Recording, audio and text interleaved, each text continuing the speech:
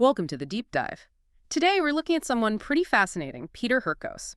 He was a Dutch guy whose life, well, it took a really weird turn after a head injury. Yeah, the claim was it unlocked psychic abilities, ESP. Exactly. So if you're looking to get a quick but still pretty deep understanding of some, let's say, unusual claims and how they were looked at, you're in the right spot. We've basically gone through the Wikipedia page on Hurkos to pull out the main story. It's quite a tale. It really is. And our mission today, I guess, is to try and sort through it all. You know, what did he claim? What did others say? Can we separate the fact from the fiction based on what's there? Right. And the Wikipedia page gives us a good starting point. It covers his journey from, well, seemingly a normal guy to someone claiming these extraordinary powers. But also the skepticism. Oh, yeah, definitely. It highlights the skepticism that kind of followed him around right from the start. That tension between belief and doubt is there throughout. Okay, so let's get into it. Peter van der Hurk, born in the Netherlands, 1911. It seems like a regular life until, what was it, around 1941? Yeah, about then. He was 30. This is the key event. He supposedly falls off a ladder. Nasty fall. Head injury, coma. And when he comes out of it, he claims he's got ESP. Just like that. Wild. And then fast forward a bit, 1956, he moves to the U.S., specifically, the source says, to take part in psychic experiments. Which is interesting in itself, isn't it? It suggests he or someone was serious about testing these alleged ability. Yeah, it does. What was the vibe like then, mid-50s America, for this kind of thing? Psychic research? Well, it was a funny time. You had the Cold War, this kind of undercurrent of interest in, the mind's potential, sometimes leaning towards the unusual, the esoteric. Right. Mainstream science was mostly skeptical, obviously, but there were researchers and definitely a public interest in things like ESP. So he landed at a time when people were kind of curious, but also ready to scrutinize. And he definitely made the most of it. Became a professional psychic, started getting involved in some really big cases. You mentioned Manson, the Boston Strangler. Yeah, very high-profile stuff, trying to use these supposed powers to solve crimes. It's a common trope, isn't it? The psychic detective. It is. Offers this glimmer of hope, maybe, for answers that regular police work can't find. Though, whether it actually works. That's the million-dollar question, isn't it? But getting linked to those cases, whether he actually helped or not, it certainly boosted his public image. Meantime. And then things really took off, fame-wise. He teamed up with a businessman, Henry Belk, and a name that might ring a bell for people interested in this stuff, Andrija Puharic. Ah, Puharic, yes, a known figure in parapsychology circles. Right, and that partnership apparently led to Hurkos becoming this popular entertainer, doing psychic feats on TV, live shows. Must have been quite something to see back then. Oh, definitely. The entertainment side is crucial here. Well, TV gave him a huge platform. And having Puharic involved, even though his own reputation was, let's say, debated, it lent a sort of veneer of scientific interest, at least in some people's eyes. Which brings us nicely to the claims themselves. How were they tested? Or were they? Well, okay. There's this moment in 1960 on a TV show called One Step Beyond. Hurkos apparently says, quite publicly, he'll take part in any scientific test. No limits. Sounds confident. Like, bring it on. It does. But then you get the counterpoint from people like James Randi, the skeptic. The magician and debunker, yeah. Exactly. Randi basically argued that despite that public statement, Hurkos mostly managed to avoid any really strict scientific testing. Mostly. Was there any? Randi points to one session with a parapsychologist named Charles Tart at UC Davis. Okay, and? And? The results were negative. Nothing there. Randi's quote on it was pretty blunt, something like, if Tart can't find such powers, they certainly aren't there. Oof. Okay, so a public challenge, but the one documented scientific test comes up empty. That's telling. It sets a pattern, doesn't it? Public confidence versus, well, a lack of verifiable results under controlled conditions. Right. Now, what about Puharic's own investigations? He brought Hurkos to the U.S., set him up in his lab in Maine. Yeah, Puharic did conduct experiments, and, according to the source, Puharic himself became convinced Hurkos was the real deal. But there's always a but, isn't there? There usually is in these stories. The big but here is that Puharic's methods. Well, nobody else could replicate his findings. Other researchers looked at his work and weren't impressed. Not repeatable. The cornerstone of science. Pretty much. He got criticized. Raymond Buckland called him a credulous investigator. Credulous, meaning too willing to believe. Yeah, basically. Buckland even said that, apart from Puharic, Not a single recognized psychic investigator has been impressed with Hurkos' performances. Wow. So Puchurj was really out on a limb there, belief-wise. Seems like it. His positive results were kind of an outlier in the field. So if the rigorous tests were either negative or non-existent, and the main proponent was seen as maybe a bit too eager to believe, how did Hurkos keep convincing people? Well, that leads us to the accusations of cold reading. Okay, explain cold reading. It's a technique often used by mentalists or fake psychics, where you make educated guesses and use high-probability statements, observe the subject's reactions, their body language, their small hesitations, and then refine your guesses based on that feedback. You make it seem like you have specific knowledge. Gotcha. Fishing for information, basically, but making it look like you already know it. Exactly. And the Wikipedia page mentions a psychologist, Ronald Schwartz, who wrote about this in Skeptical Inquirer.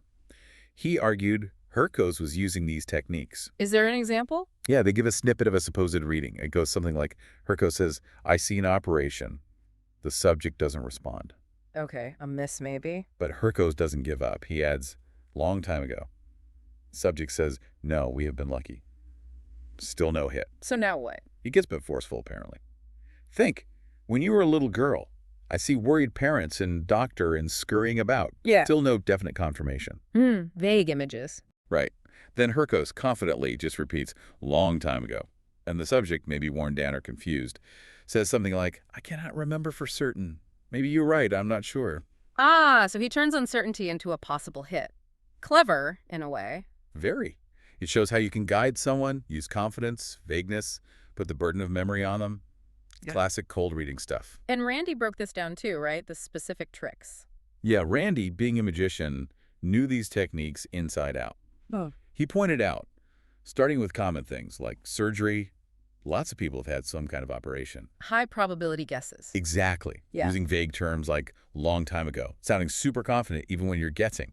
Throwing out guesses about family sizes, maybe 2 kids, maybe 3. Things that apply to many people. Right. Even using nonsense words that sound maybe mystical, letting the person receiving the reading find their own meaning. And the Anne name trick. What's the Anne trick? Just suggesting a really common name like Anne or Anna or Anastasia. You throw out variations. The chances someone knows an Anne or someone with a similar name are pretty high. And if they say yes, it looks like a direct hit. Bingo. It plays on probability and our own desire to find connections. We want to make sense of it. Okay, so that covers the general readings. But what about the psychic detective claims? Those seem more specific. There was talk of successes initially. There was. The source mentions Attorney General Edward W. Brooke connected to the Boston Strangler case, saying Hurkos was uncannily close.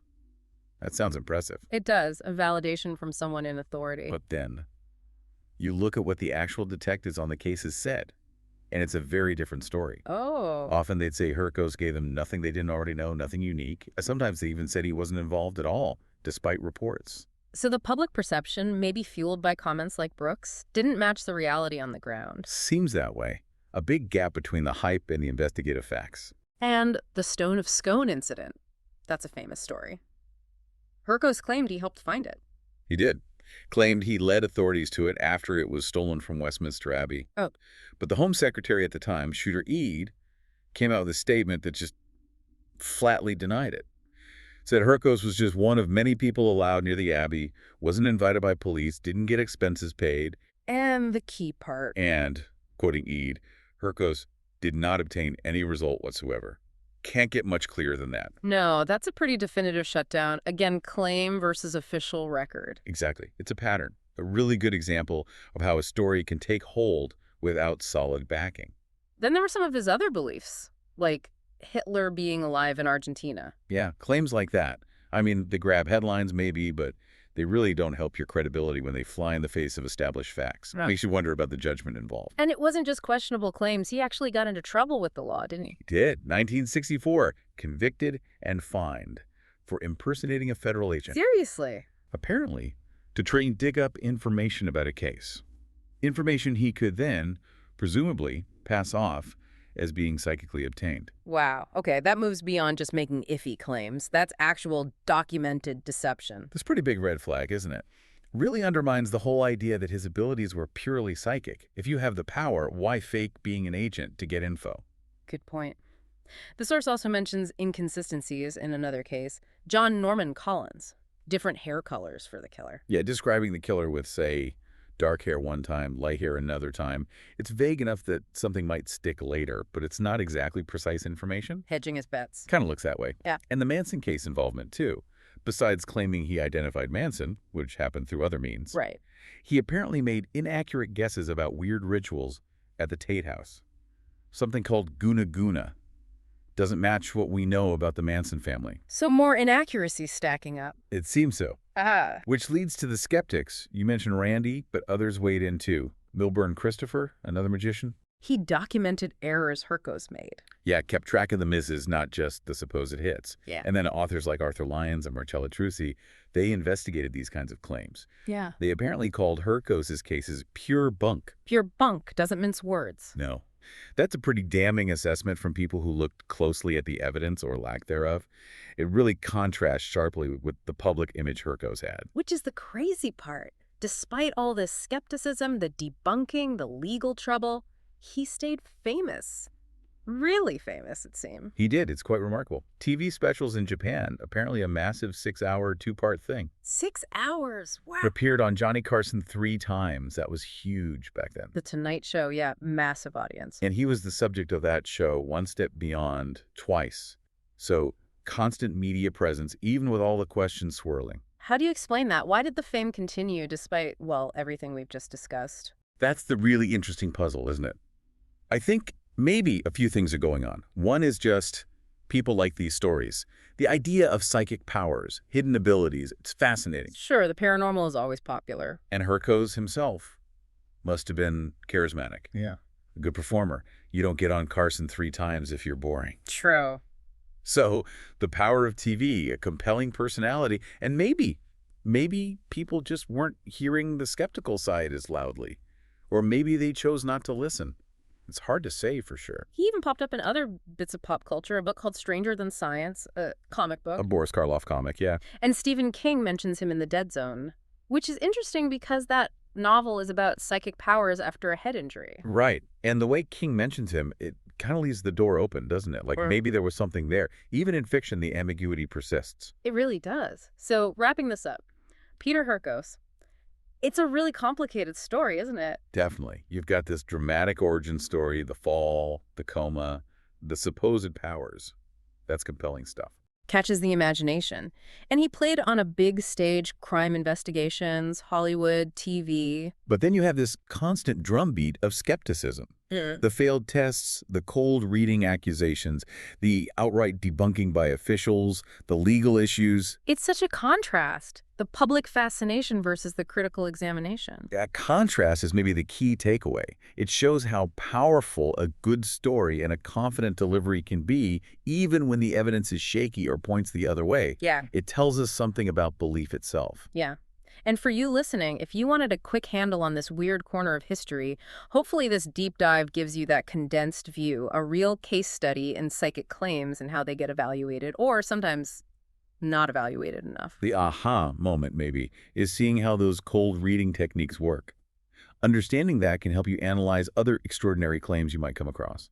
Remember Hurkos next time something sounds too good or too weird to be true. Definitely. It leaves you with a final thought, though, doesn't it? Given everything we know, all the evidence, or the lack of it, why are figures like Hurkos so appealing? What does that enduring fascination tell us about, well, us, our desire to believe in something more? That's a great question to ponder. What is it about the extraordinary that keeps pulling us in, even against the evidence? Something to definitely think about.